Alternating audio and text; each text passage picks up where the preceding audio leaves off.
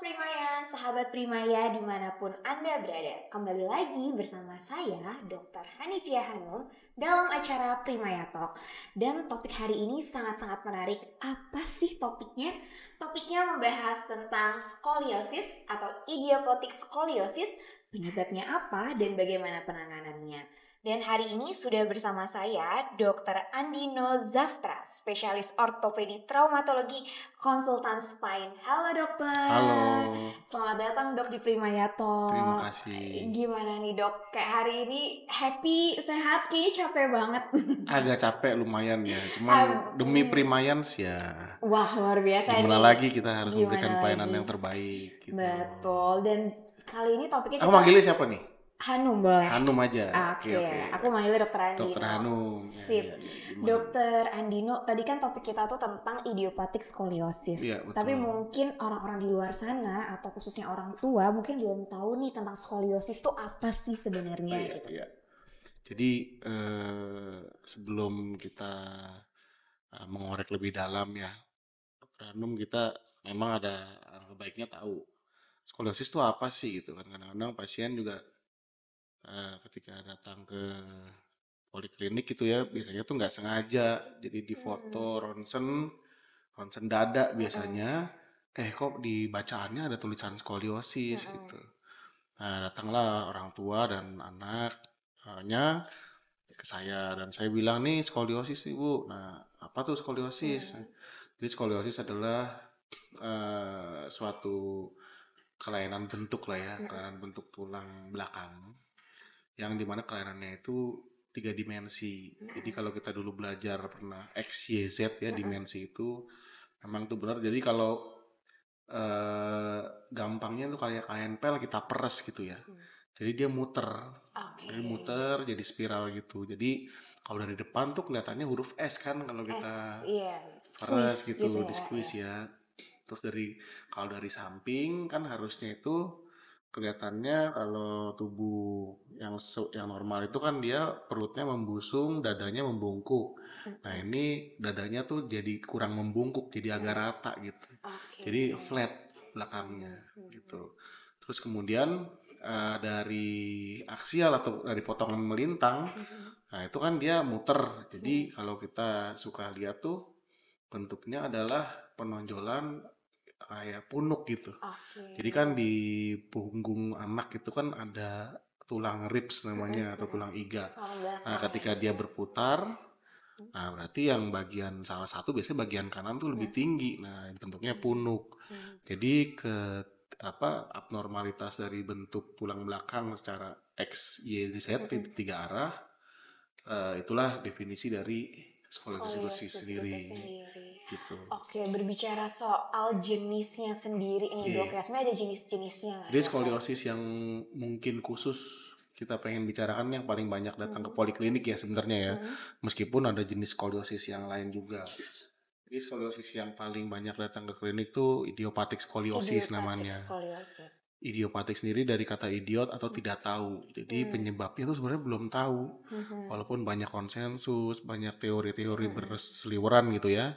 Tapi belum ada satupun yang bisa membuktikan teorinya, sehingga belum juga ditemukanlah cara pencegahannya gitu. Pencegahannya belum. Jadi dia kenapa belum diketahui atau ditemukan pencegahannya? Kan kita belum pernah tuh ketika kita ada ibu-ibu mengandung kemudian diberikan pengarahan supaya anaknya nggak skoliosis, nggak ada. Kenapa? Karena memang penyebabnya belum diketahui sehingga pencegahan dan cara prevensinya pun belum diketahui. Namanya idiopatik. Nah, ini memang paling banyak ditemukan di poliklinik dan alhamdulillahnya juga paling bisa atau bukan mudah ya ngomongnya, tapi prognosisnya baik untuk ditangani walaupun dengan cara operasi sekalipun gitu. Dan hasilnya 2 days atau sekarang dengan kemajuan teknologi, dengan kemajuan ilmu pengetahuan, di mana ilmu sekarang juga sudah luas ya. Kita menuntut ilmu juga udah luas, alat-alat juga sudah memadai, kemudian BPJS juga sudah ada. Nah, itu dia melahirkan atau menghasilkan kalau yang saya lihat output yang sangat baik malah begitu.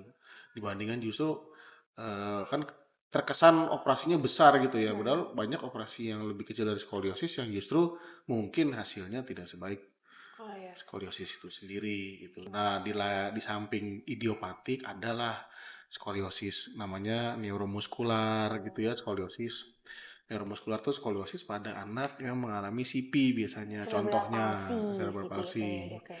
Kemudian skoliosis sindromik biasanya pada anak-anak dengan sindrom-sindrom kelainan vektoral biasanya jantung, Hmm. anomali Mhm. lim, terus Mhm. organ-organ yang lain Mhm. dibarengi dengan skoliosis. Skoliosis. Kemudian ada skoliosis namanya neuromuskular ya. Jadi Mhm. bukan neuromuskular tapi biasanya penyakit neurofibromatosis, sorry. Mhm. Mhm. Nah, dibarengi dengan suatu penyakit neurofibromatosis. Oke. Nah, ciri-cirinya biasanya dia ada bukan tai lalat, Dan tapi ini ya, tanda tanda lahir lahir banyak ya gitu. di seluruh kulit gitu ya dok ya. Ya. Kemudian di ronsen dadanya juga ada tulang rusuk yang tajam-tajam Mhm. kecil-kecil itu juga. Mhm. Terus skoliosis kongenital nih. Jadi Kongenital. supaya tidak salah paham, kan banyak yang nanya ini skoliosis turunan nggak sih dok Iya gitu. benar Nah kalau dok. idiopatik tuh belum ditemukan ya, jadi belum bisa dibilang iya. Nah kalau skoliosis kongenital tuh ada. Di skoliosis yang diakibatkan karena pembelahan dan penyatuan tulang itu tidak sempurna seperti Oke. halnya bibir sumbing. Oke. Jadi kalau pembelahannya tidak sempurna, Mhm. berarti dia cuma sebelah gitulah Mhm. istilahnya, Mhm. sehingga mengakibatkan kemiringan Berarti itu dari terjadi tidak di trimester simetris. pertama kehamilan Ya ya dok kurang ya, lebih saat gitu, kurang pembentukan lebih. organ gitu tuh yang Namanya congenital kongenital. skoliosis ada. Oke. Gitu, dan yang mau dibahas sih kalau bisa memang yang banyak aja deh, yang paling banyak dulu. Uh-uh. Yang paling banyak ditemukan di poliklinik yaitu idiopatik Idiopatik, skoliosis oke. gitu. Nah berbicara soal idiopatik skoliosis nih Hmm, dok, tadi kan kalau jenis skoliosis sendiri banyak ya, ada idiopatik, ada ya, kongenital, neuromuskular, dan hmm, sindromik gitu. ya. Untuk idiopatik itu tuh ada pembagiannya lagi nggak sih berdasarkan usia, misalkan kayak infantil Ada. atau Ada kids kalau gitu? usia tuh di bawah 10 Mm-mm. tahun, Mhm. kemudian di antara 10 sampai 20 tahun ya Mhm. namanya adolescence idiopathic scoliosis. Ini Mhm. yang paling banyak. Kenapa dibilang paling banyak? Karena memang kita biasanya kalau bisa operasi tuh di usia segitu. Oke. Tindakan ya. Kita nggak Mhm. ngomong atau boleh dengan kata lain biasanya tindakan-tindakan yang umumnya itu Mhm. di adolescence biasanya. Berarti sekitar 10 sampai Di 16 atas ya. 10 Ya 11 sampai ya 16 gitu ya dokter ya. tahun. Ya. Nah sebelumnya juvenile, Hmm. sebelum lagi infantil, Infantil. early onset Hmm. scoliosis itu dia ya penanganannya agak sedikit khusus lagi lah gitu. Oke. Nah adolescent idiopathic scoliosis ini misalnya paling gampang diklasifikasikan dari terapi kan ya. Mm-mm, mm-mm, Jadi kalau terapinya itu berdasarkan sudut, mhm. kemudian yang paling sering mainin terapinya itu adalah korset sebenarnya. Oke. Ya. Karena korset itu dilakukan dari usia menstruasi Mm-mm, pertama kali, biasa kan perempuannya, mm-mm. sampai dengan dia itu usia biasanya 15-16 tahun Oke. maksimal. Nah, di situ adalah growth spurt atau Mhm. pertumbuhan Yang tulang cepat belakang yang gitu. paling cepat. Ya. Jadi yang pertama tuh 3 sampai 5 tahun kalau nggak Mhm. salah.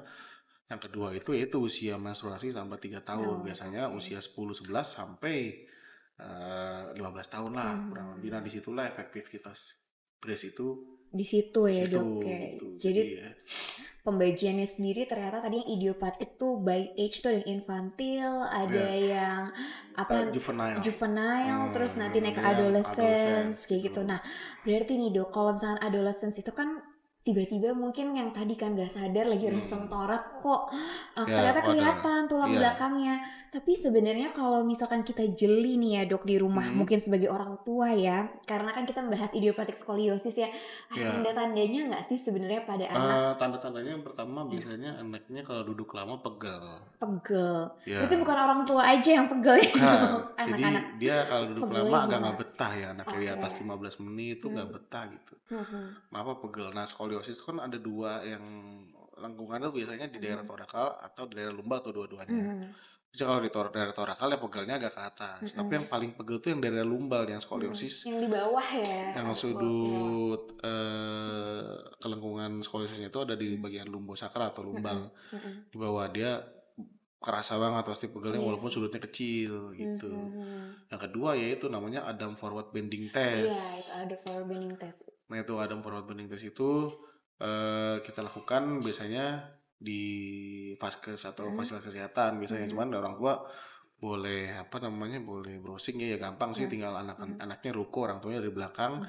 Nah tadi kelainan bentuk pada ribsnya itu atau Atau tulang belakangnya. punuknya Ya. kan kelihatan karena dia posisinya miring gitu. Nah sehingga ribsnya itu yang sebelah kanan biasanya ya itu lebih tinggi dari yang satunya. Itu udah kecurigaan skoliosis, baiknya coba dibawa ke dokter ortopedik spine untuk dilihat at least sudutnya berapa dulu gitu. Oke. Jadi sebenarnya buat para parents nih ya, moms and dads di rumah, kalau misalkan anak-anaknya masuk ke usia pre-teenagers gitu, udah mulai kayak ngeluh, mah kok aku disuruh belajar nggak betah gitu, pegel, duduk lama belajar gitu. ganti posisi ke tempat tidur, ke duduk, nggak bisa satu posisi lama gitu. Iya, itu kok udah mulai nggak betah, kita harus curiga bukan anak yang males ya, tapi kita harus curiga dulu nih. Apalagi mungkin kalau misalkan bisa juga nggak sih dok yang kata orang-orang kayak tinggi sebelah gitu. Enggak. Itu enggak ya? Itu mitos berarti ya. Yang mitos yang biasanya suka Gaungkan gitu ya. Adalah skoliosis akibat salah satu tinggi sebelah. Itu bisa namanya postural skoliosis, tapi itu bukan idiopatik skoliosis ini idiopatik ya, yang kita bicarakan ini. Oke. Dan kalau misalnya udah kayak gitu jangan takut untuk dibawa ke dokter ya dok ya, terutama dokter ortopedi gitu. Tadi selain kaki panjang pendek itu suka nanya apa gara-gara bawa tas. Nah benar tuh dok. Maksudnya penyebabnya kayak gitu. Dan ternyata tidak. Bukan. Tas berat bukan. Terus salah posisi duduk enggak? Bukan. Di zaman sekarang main gadget apalagi ya dokter ya. Gadget. Terus gitu. Main apa istilahnya tuh pernah jatuh, riwayat jatuh enggak. Harus kalau idiopatik skoliosis terjadinya bukan karena dia pernah jatuh atau salah posisi atau bawa tas berat atau kaki beda panjang tuh bukan. Dia terjadi dengan sendirinya aja. Ini idiopatik nggak tahu itu kata kuncinya gitu. Dan kalau udah dibawa ke dokter ortopedi, biasanya cara dokter menegakkan yang paling utama dengan ronsen long cassette. Jadi ronsennya itu biasanya kan yang datang ke kita remaja ya. Kalau anak kecil sih mungkin bisa satu ronsen normal itu kelihatan dari leher sampai ekor. Cuman biasanya kalau udah mulai gede nggak bisa, kita harus potong-potong fotonya. Maksimal itu kelihatan biasanya 3/4 lah. Nah, jadi kita biasanya harus long cassette ya, X-ray standing tuh untuk ngelihat AP lateral aja, nggak usah skoliosis program, cuma AP lateral untuk ngelihat atau screening sudut awal supaya karena beda foto atau fotonya nggak proper, beda sudut 1-2 derajat aja beda diagnosa dan beda cara penanganan. Iya benar. Gitu. Jadi intinya dokter tuh kita harus bisa dengan bantuan foto ronsen tuh untuk ngelihat benar-benar sih sudutnya ini ya dok ya gitu lah. Dinilai dengan benar dan orangnya juga yang ukur kalau bisa kan skoliosis itu kan kalau misalnya memang dalam terapinya nantinya observasi atau brace itu kan dia diukur ulang tuh bertahun kemudian, kalau bisa dokternya sama tempat fotonya sama supaya karena banyak yang habis difoto nanya kok dok saya sudutnya malah berkurang sih bukan lebih. Jadi sebenarnya biar bisa discuss ya dokter radiologi dan dokter ortopedi. Yang ukur juga sama, metodenya sama karena kan karena ada sudut kan dilihat dari satu titik, nah titiknya itu takutnya beda. Itu perbedaan 1-2 titik tuh biasa gitu misalnya dalam penentuan mata panjang gitu ya. Tadi kita udah berbicara tentang udah datang nih ke poli terus ternyata udah difoto, kita masuk ke treatment nih dok. Tadi soalnya udah sempat disinggung-singgung di awal tuh ada observasi, ada brace dan ada operatif. Itu gimana sih sebenarnya untuk treatmentnya dok? Jadi saya gampang aja gini, berdasarkan sudut sebenarnya. Kalau sudutnya sampai 0 sampai 25 atau 20 biasanya kita observasi namanya. Observasi itu ya kita lihat aja dengan dibarengnya dengan ya boleh olahraga ya. Olahraganya itu biasanya ada 3, berenang, monkey bar, pull up, biasanya 3 itu. Sama untuk mengurangi sakit pinggang ada namanya yoga atau apa sih namanya tuh, Pilates. Oh, core bukan. muscle Oh, core exercise. muscle Nah, itu exercise. ada beberapa center fitness yang memang udah tersertifikasi untuk Mhm. skoliosis gitu. Mhm. Nah, tapi itu untuk hal itu nanti coba boleh ditanyakan ke Mhm. tempat ininya ya, Mhm. tempat fitness centernya Fitnessnya, gitu. oke. Nah, itu dia observasi itu aja olahraga gitu. Kalau Mhm. sudutnya 0 sampai 25. Itu sudutnya 0 sampai Ya, 25. Oke. 25 ke atas sampai kurang dari 45. Mhm. Ya, by the book tuh dia korset asal Oke. usianya Mhm. tadi ya roughly 10, 11 until 15 years old atau 16 tahun atau research 5 sebelum research 5. Jadi Mhm. foto pelvis ada namanya research sign gitu. Mhm. Nah, Mhm. kalau belum mateng artinya kan dia masih tumbuh. Nah, itu Mhm. korset tujuannya di situ. Karena Mhm. gitu. Karena korset itu sebenarnya tujuannya bukan ngebalikin atau ngecilin sudut. Mhm. Korset itu tujuannya adalah untuk mencegah Mhm. supaya nggak sampai yang tadi kan kalau korset 0 sampai 25 Mhm. 45 sorry 25 sampai 25 sampai 45 45. supaya nggak tembus 45 ke Oke, atas. Tujuannya itu benar-benar. jadi korset dikatakan berhasil bila dalam waktu dia sudah mature Mhm. ya. Mature itu kapan? Kalau misalnya dalam 1 sampai 2 tahun tingginya udah nggak nambah. Mhm. Biasanya kalau perempuan tuh 17 Mhm. 18. Mhm. Dia tidak lebih dari 45 derajat itu udah Mhm. berhasil. Itu berarti berhasil ya penggunaan Ya, korset gitu ya. baru habis itu di atas 45, nah itu yang orang tua suka masih takut operasi. Operatif. Di atas 45 tuh operatif Hmm. atau ya let's say ada yang bilang 50 ya. Jadi 45 50 Oke. atau deviasinya tuh ada yang bilang di atas 45 roughly. Jadi ada yang enggak alasannya macam-macam sih. Mhm. Karena ilmu berkembang terus ya. Gitu. Update-nya terus ya dok. Ini terus Oke. gitu. Sebelum kita bahas tentang operatif nih menarik Hmm. soal korset atau bracing ya dok ya. Hmm. Itu kan kadang orang tua nanya itu dipakainya gimana? Kayak all Oke. day long terus-terusan Oke. gitu ya. Jadi bracing itu sebenarnya ya paling bagus diawasin sama dokter fisioterapi dan ortopedinya. Oke, fisioterapi Biasanya dan ortopedi ortopedi spine-nya. ya. Mhm. Nah, fisioterapi biasanya kan dipakai namanya ada apa brace yang harian itu ya sekitar 22 jam. Mhm. 1 jam istirahat. Nah, cuman Mhm. jarang yang kuat.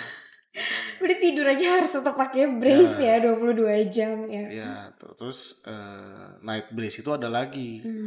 Jadi biasanya namanya Boston brace ya. Kita jarang sampai Milwaukee sampai atas tuh jarang.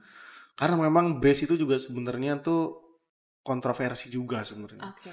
Jadi kita ambil yang ya yang minimal tapi tidak apa banyak efek samping seperti lecet gitu ya atau kaku Iya, iya. kepada anak, tapi yang kira-kira juga bisa lah memfasilitasi pencegahan supaya sudut tidak bertambah. Misalnya namanya Boston brace. Ada lagi night time brace, ada yang mungkin bentuknya posisinya ekstrim itu dipakai waktu tidur. Harus terus Jadi pakainya diperhatikan. 22 jam sebenarnya. Istirahat 23 1 jam. ya Ya. 22 jam istirahat 1 jam doang. Sampai. Tapi ya gitu ya kenyataannya sangat tidak nyaman sih gitu, sangat tidak nyaman. Dan biasanya kalau udah ngalamin dan memang udah lebih biasanya orang tuanya malah minta udah operasi aja Dan dok akan gitu. bosen pasti ya dok. Karena kita ngeliat keberhasilannya sampai si anak tuh berhenti tumbuh tinggi. Let's say dia datang usia 15. Berarti kan tetap harus kita pasang selama 2 tahun gitu. Nah sekarang berbicara soal operatif. Ini yang kalau udah di atas 45 sampai 50 derajat ya. Iya. Itu operasinya tuh ada berbagai jenis atau bagaimana? Operasinya sih sekarang apa jenisnya mungkin ada, cuman prinsipnya tetap sama aja gitu ya. Jadi nggak usah takut operasi karena nomor satu kita tuh ada dan harus pakai intraoperatif monitoring. Oke.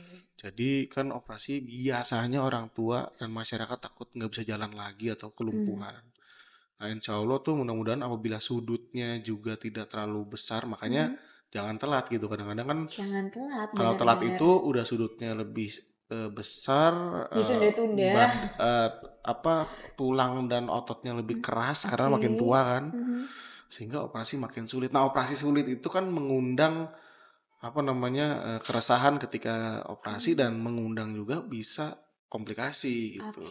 Oleh karena itu satu jangan ditunda-tunda apabila memang sudutnya sudah memenuhi kriteria sudut Operatif ya dok ya. operatif Benar, benar, gitu. benar. Nah, tujuannya tuh sebenarnya masih sama ya, dia membuat sudut, tujuannya goalnya adalah kurang dari 45, bukan Oke, lurus ya. iya, iya. Tapi kalau lurus alhamdulillah bisa, Hmm. kita senang gitu. Cuman Mhm. memang tujuan utamanya adalah membuat sudut tersebut di bawah 45 at least kan, karena kan indikasi operasi kan di atas 45. Mhm. Jadi kalau kita bisa mengurangi 50% aja tuh sebenarnya udah Oke sangat banget ya baik dok ya ke gitu. 20 gitu ya. Misalnya 60 ya jadi 30 tuh udah Iya. oke Dan sebenarnya. itu pasti buat pasiennya efeknya udah oke banget ya. Udah Udah kayak sangat udah oke, nggak dan ngerasa nyeri dan kayak gitu yang ya dok ya. yang kadang-kadang bisa tambah tinggi, pasiennya seneng Oh biasanya my god. sekitar 3-4 Seru cm banget. sampai 5 cm Iya tuh iya iya dapet iya. biasanya Apalagi tuh kalau buat gitu. usia teenager tuh juga jadi oke ya Iya dok, iya. menambah confident dia juga Biasanya ya. anak perempuan Kayak gitu. terutama sih senang gitu.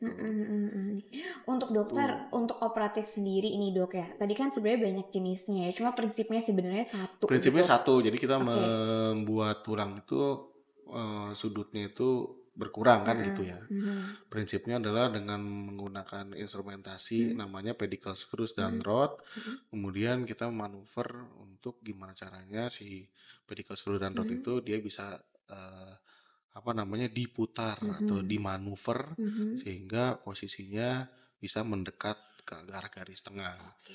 Gitu kan, tadinya kan dia berbentuk S, S berarti dia ya. jauh dari garis tengah kan Mhm. satu sisi. Mhm. Nah, dia mendekat ke Garis garis tengah tengah kayak intinya. gitu.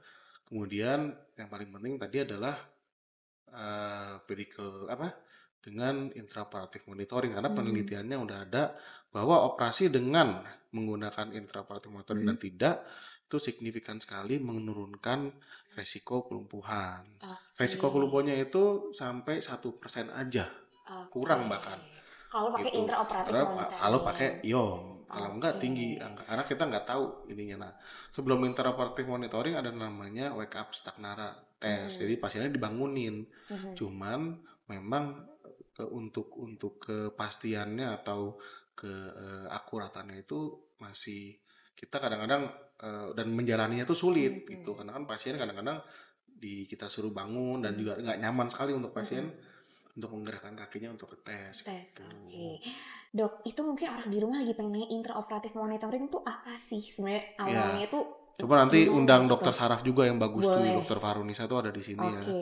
Beliau udah apa namanya ambil sub khusus untuk Oke. itu.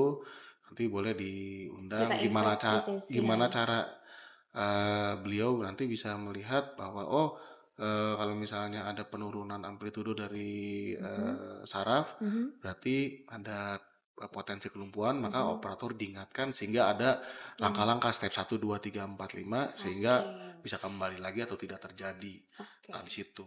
Jadi mungkin gampangnya ya untuk para parents di rumah nih, ini tuh operasinya tuh benar-benar kita teliti banget. Karena durante operasi ada intraoperatif monitoring yang mungkin dipasang satu alat ya Iya. dok ya, dan itu dipantau langsung oleh dokter spesialis syaraf untuk Betul. melihat gelombang-gelombang mungkin dari si otot dan Iya, si di syaraf otot dan ini, saraf itu sehingga sendiri. sangat teliti gitu. Dan juga tadi resiko kelumpuhannya kecil sekali ya, Ya, kurang resiko dari kelumpuhan 1%. asal ada alat tersebut dan memang gini ya, skoliosis itu idiopatik, kemudian sudutnya boleh dibilang tidak lebih dari 70 derajat. Itu resikonya masih ringan. Masih ringan. Kalau sudutnya udah 80 ke atas, memang ada beberapa tools yang seperti robotik gitu ya, yang kita akui memang dia superior ya, karena walaupun memang outputnya adalah harga yang harus dibayar cukup mahal. Iya, oke dokter. Nah ini untuk gambaran di rumah gitu ya dok ya. Biasanya nih dok yang dokter tangani gitu, let's say kasus anak teenagers ya, misalnya kita berbicara 16-17 tahun.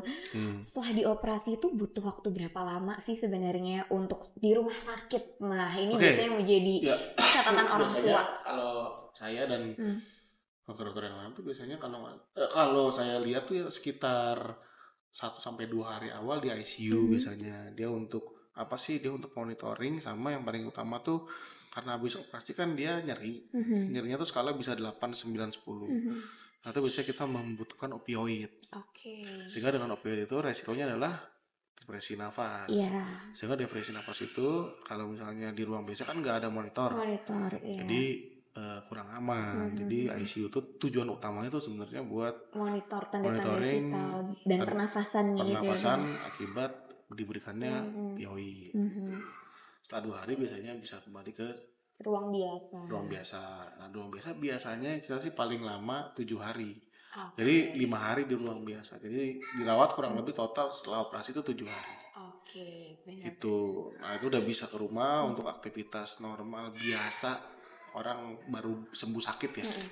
Oke, ya. Nah, nanti beda lagi tergantung orang tua maunya apa.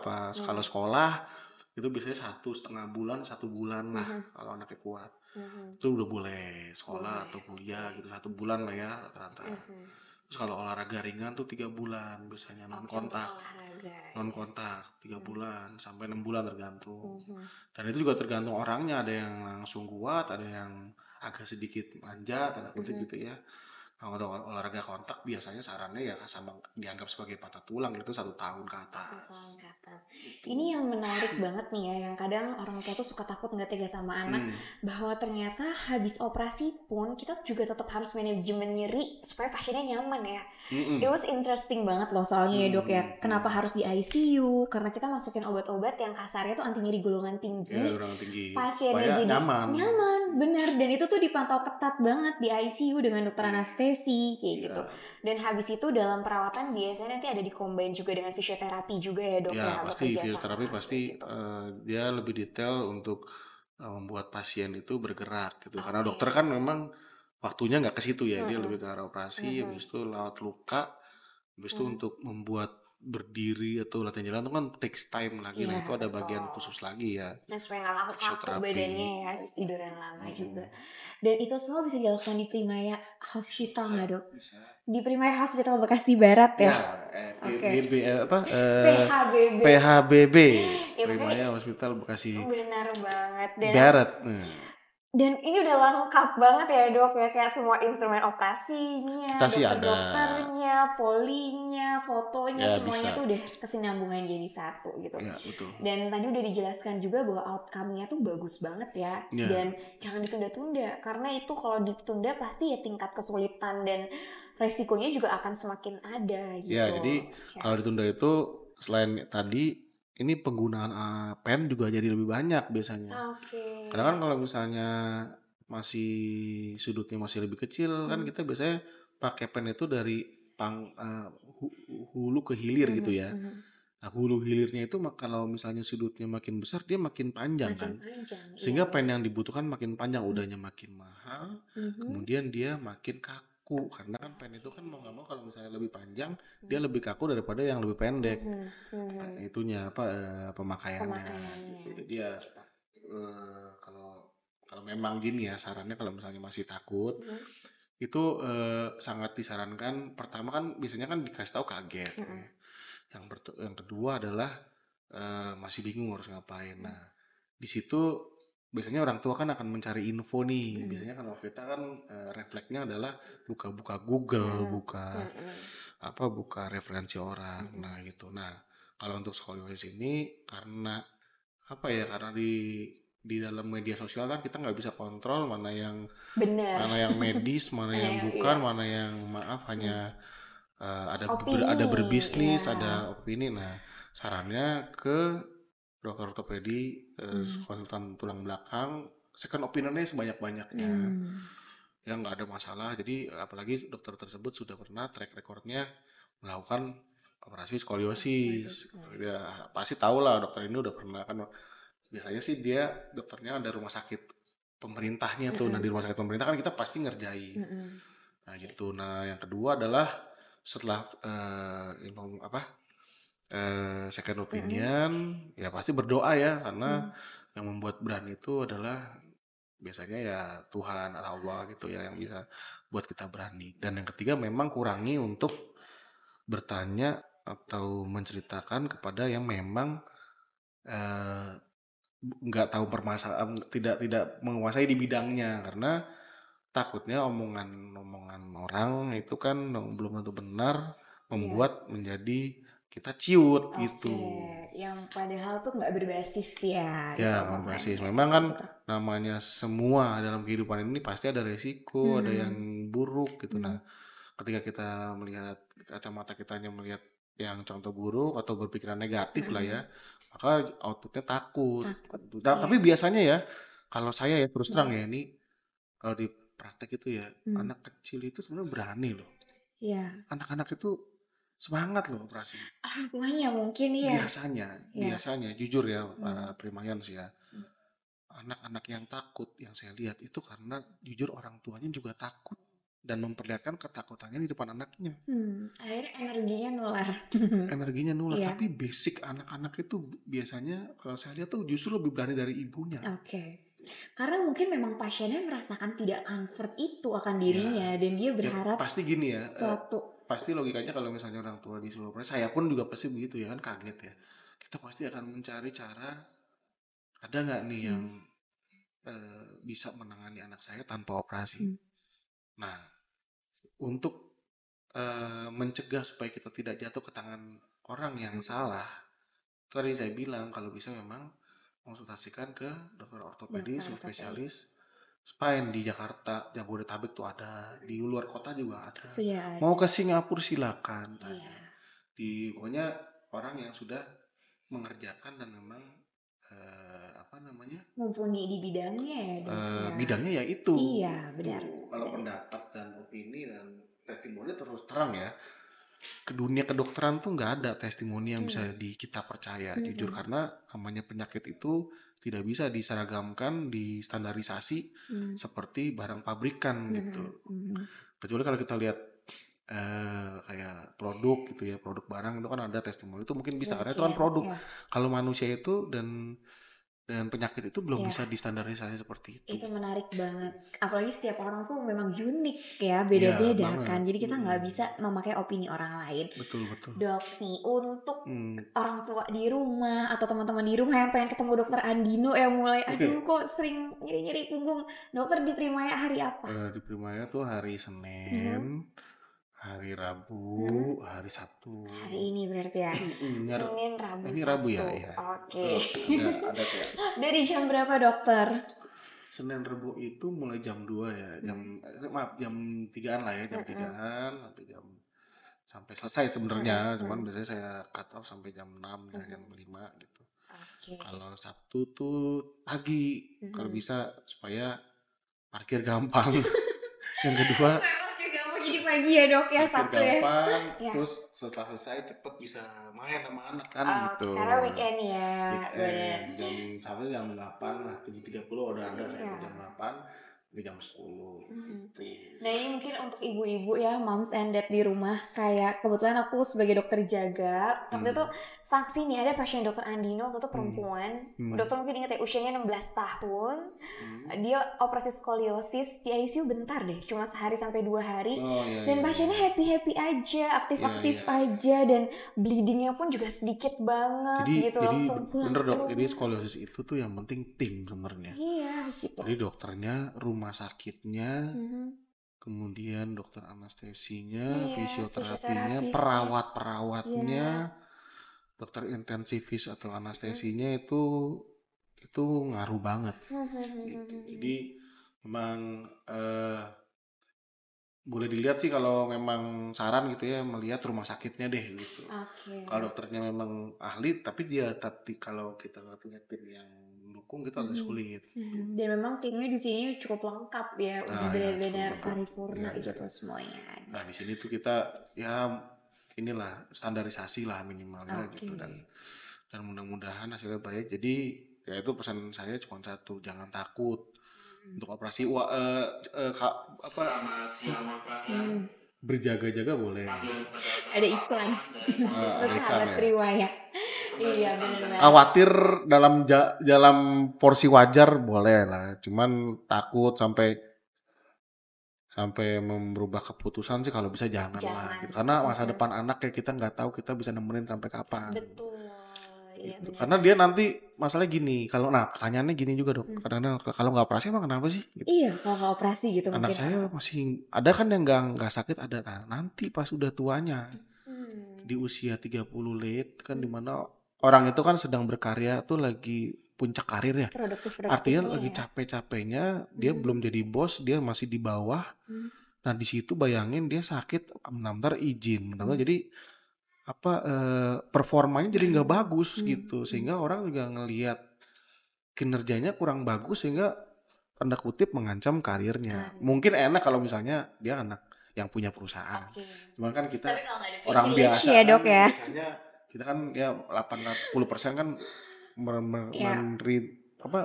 meniti karir Betul itu dari bawah. Dan dari sisi medisnya juga pasti susah banget ya Iya. untuk koreksi di usia-usia segitu ya dok. Nggak, kita udah nggak main koreksi kalau Udah saya nggak tuh sudut masih ringan ya di bawah 60 atau 65 lah ya, usia masih 28 gitu masih mau. Cuma kalau udah di atas 30 apalagi sudutnya di atas 80 sih ya mungkin udah nggak ke situ kecuali ada suatu hal yang sangat mendesak emergency dan atau urgent harus kita mendesak. lakukan. Nah, masalahnya kan banyak tuh pasien yang ke saya sudah usia tua, dulunya skolios, tapi kan memang zaman dulu tuh belum itu sekarang ya. Banyak yang kasihan, kita nggak bisa apa-apa. Kasih obat tetap sakit, mau diapain tetap sakit, mau dioperasi juga jujur resikonya juga besar tinggi gitu ya. gitu. Dan Jadi tingkat ya, kesulitannya pun no way out nanti kalau udah tua. Nah, kenapa harus sarannya dioperasi sudut 50 gitu kan kecil dok lah, udahlah itulah nggak usah. Karena operasinya tergolong aman. Saya nggak bilang mudah ya, tapi aman. Sehingga kalimatnya menjadi kalau bisa dioperasi kenapa enggak sih? Gitu. Iya, benar. Kecuali operasi susah, resiko tinggi, kenyataannya banyak yang jelek. Aduh, kalau bisa jangan dioperasi deh. Kalau bisa, kalau bisa nggak usah. Kenapa iya? Nah itu jawab. Kalau skoliosis ini dengan sudut-sudut yang tadi ya 50, 65 lah itu. Saran saya kalau bisa dioperasi, kenapa nggak? Karena operasinya mudah-mudahan insya Allah hasilnya baik kok. Benar aman dan juga outcome-nya besar, so why not gitu kan. Oke deh sahabat Primaya, kita sudah mungkin sekitar 40 menit nih berbincang dan belajar soal idiopatik skoliosis.